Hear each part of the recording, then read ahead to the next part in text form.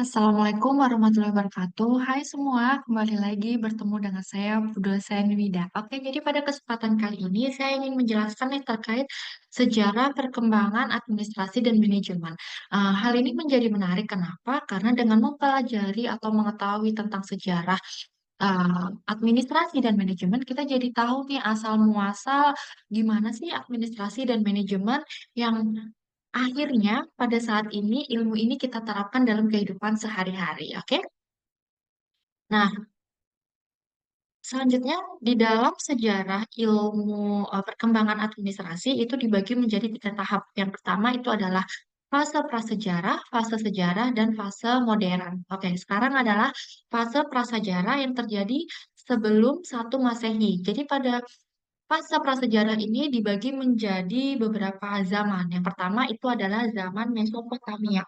Jadi pada zaman ini itu terjadi Pak di daerah Sungai Eufrat dan Tigris yang berada di Irak. Jadi pada masa ini sebenarnya masyarakat-masyarakatnya itu sudah menerapkan prinsip-prinsip dasar administrasi yang eh, dapat diketahui bahwa sebenarnya eh, penerapan administrasi itu sudah dilakukan sejak zaman dahulu kala gitu. Sebelum adanya teknologi, sebelum adanya pengetahuan gitu, masyarakat sudah menerapkan eh, prinsip-prinsip ini dalam kehidupan sehari-hari mereka. Nah, yang selanjutnya itu adalah zaman Babilonia. Jadi pada zaman ini masyarakatnya itu telah menerapkan prinsip-prinsip administrasi dalam tata kota pemerintahan, perdagangan, dan transportasi. Selanjutnya itu adalah zaman Mesir kuno. Jadi pada zaman ini yang menonjol itu terlihat pada administrasi pemerintahan, militer, perpajakan, perhubungan. Namun, kelemahannya nih pada zaman ini tuh administrasi dilakukan bukan untuk kepentingan rakyat, namun adalah untuk kepentingan penguasa pada zaman itu. Yang selanjutnya itu adalah zaman Tiongkok kuno. Nah, jadi pada zaman Tiongkok kuno ini sudah terjadi perbaikan-perbaikan dari zaman-zaman sebelumnya.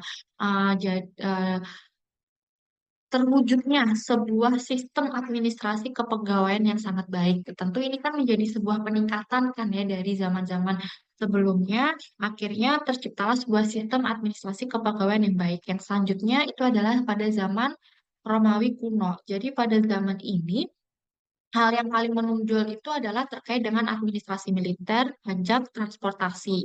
Karena hal ini didukung dengan Romawi yang memiliki wilayah yang sangat luas, sehingga pengimplementasian administrasi itu dapat berjalan dengan baik, tentunya di bidang transportasi, militer, dan pajak. Yang selanjutnya itu adalah yang terakhir adalah zaman Yunani kuno. Jadi pada zaman ini sudah mulai muncul konsep-konsep demokratis. Jadi eh, keputusan tidak hanya berada di tangan penguasa, tapi keputusan juga berada di tangan rakyat. Seperti itu ya. Next itu adalah fase sejarah. Jadi fase sejarah itu terjadi pada tahun 1 Masehi sampai tahun 1886.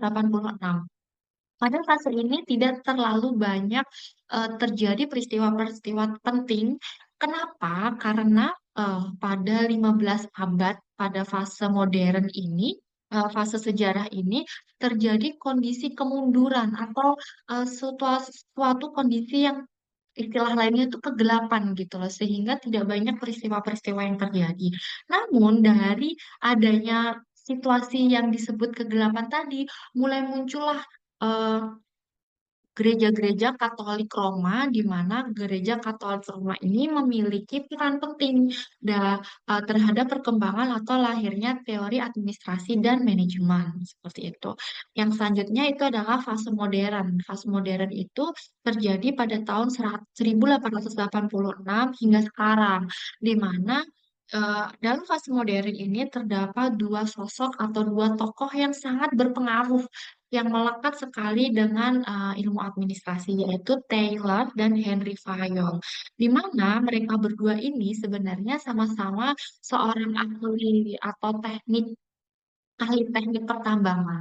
Nah, kalau Taylor sih kan merupakan pertambangan yang bekerja pada uh, Midvale Steel Company di Philadelphia. Sedangkan Henry Fayol ini merupakan seorang ahli pertambangan Perancis yang eh, berusaha nih untuk menyelamatkan perusahaannya dari ketidakmampuan dalam bertahan atau bertahan hidup nih. Jadi dengan adanya kekacauan atau kehancuran perusahaannya, dari situlah muncul Harry Fayol mencetuskan teori-teori atau ilmu-ilmu administrasi guna menyelamatkan uh, perusahaannya sehingga perusahaannya itu dapat mencapai tujuan yang telah ditentukan. Maka dari itu, ilmu-ilmu manajemen yang diungkapkan oleh Taylor dan Harry Fayol bisa kita terapkan di zaman sekarang. Seperti itu. Dan selanjutnya adalah terkait sudut pandang administrasi. Jadi teman-teman, ketika kita melihat sudut pandang administrasi itu bisa dilihat dari arti luas dan arti sempit. Jadi ketika kita melihat hanya dari segi arti sempit saja, administrasi itu hanya sebatas surat menyurat atau kegiatan-kegiatan yang sempit gitu ya, tidak luas. Tapi ketika kita melihat dari sudut pandang yang luas, administrasi itu bisa dilihat dari sisi manajemen, dari segi organisasinya, bisa dikaitkan dengan kepemimpinan ataupun dan teknologi. Misalnya nih, dari segi manajemen di mana administrasi itu memfokuskan fokusnya pada perencanaan, pengorganisasian, pengarahan, ataupun pengawasan sumber daya yang erat kaitannya dengan ilmu-ilmu manajemen. Yang kedua, dari segi organisasi.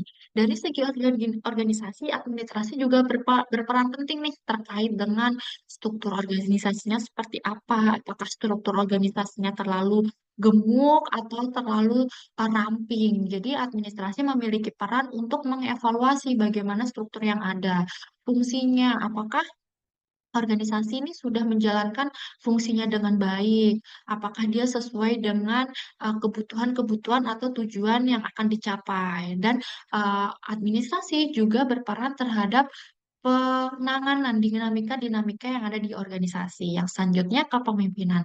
Kita tahu ya teman-teman bahwa kepemimpinan itu adalah kunci berhasilnya suatu organisasi, suatu administrasi, di mana pemimpin yang baik dia harus bisa menerapkan pengadministrasian organisasi tersebut dengan baik dan efektif. Yang selanjutnya itu adalah teknologi. Jadi teknologi ini juga bermain sangat penting nih dalam peran administrasi ataupun organisasi. Teknologi juga membantu pelaksanaan atau pengimplementasian organisasi dengan baik. Kita bayangkan ketika kita tidak ada teknologi atau tidak ada IT gitu ya teman-teman, pasti kita akan merasa apa ya kesulitan menghadapi era-era digital seperti sekarang. Jadi teknologi ini juga sangat memiliki peran besar gitu ya terhadap uh, kelancarnya pengorganisasian atau administrasi di dalam sebuah perusahaan.